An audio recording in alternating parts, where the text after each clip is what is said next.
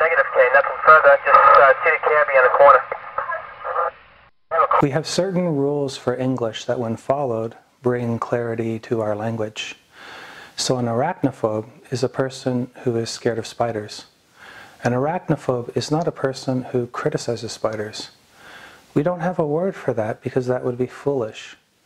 We don't tend to listen to people who have phobias, so if you are about to take a flight and you have a friend who is an aerophobe, a person fearful of flying, you'll probably just ignore them because you know from statistics that their fear is unfounded. We would never call someone who is criticizing the new Boeing 737 MAX plane an aerophobe because we understand that this is a misuse of the rules of English grammar, and even based on a bit of evidence.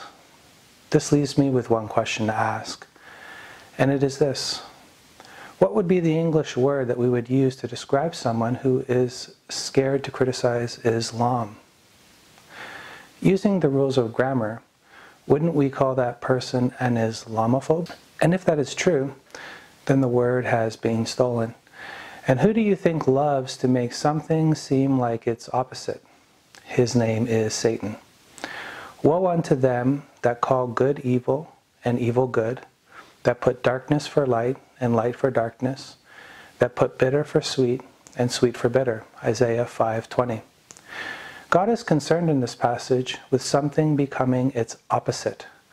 And making something its opposite is one of Satan's greatest gifts. Since we do not tend to listen to people who have phobias, and you never hear criticism of Islam from the media, and it is shunned on social media, you know now that it is them that are Islamophobic, and you shouldn't listen to them. Political liberals share the same gifts as Satan. That's why men can now be women, and women can now be men. The same is true for liberal theologians of the rabbinical order. Yes, the rabbis are liberals. As we discussed in Tovia Takedown 1, for Rabbi Singer to be correct about an Almah being a woman who has committed premarital sex, King Solomon would have to have been the person to believe that it was too wonderful, that when snakes traveled over rocks, they left no trace. But we know logically the opposite is true, and Tovia is a liar, because this does not fit the context. And one thing I showed in part 2 was that this interpretation would have also meant that Rebecca, Isaac's wife, had premarital sex, which we all know did not happen. What I did not show was that grammatically, an Almah, or the masculine Elim, as words alone, are virgins. And that is what we will do now. And we will do this by using its opposite, the word for sex, yada. I would start with Almah, but the word has been so confused by both Christians and Jews politically. Using the rules of grammar, all Hebrew speakers can judge whether I have made any mistakes. Yada means two basic things in Hebrew. It means to know in the sense of understanding, and it means to have sex with. In English, these two things have no relation, but in Hebrew they do. So to find the antonym to yada, we would have to find a Hebrew word, or words derived from the same root, that mean lack of knowledge and virginity. Well, what do you know? Alam, Hebrew word to hide, is the word Almah comes from. What would be hidden about an Almah if she was not a virgin?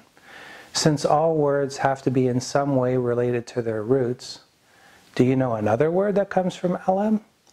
Almah, the Hebrew word for secret, or said another way, lack of knowledge. We have a perfect antonym found to yada. And we know again, Rabbi Singer is lying when he says that the only word in biblical Hebrew that denotes virginity is Betulah. We can now be confident that Isaiah 7:14 was talking about a virgin. And even when the masculine is used in 1 Samuel 17:56, King Saul said, "Find whose son this young man is." Young man in this passage is the Hebrew Elim. King Saul is speaking about the soon-to-be King David.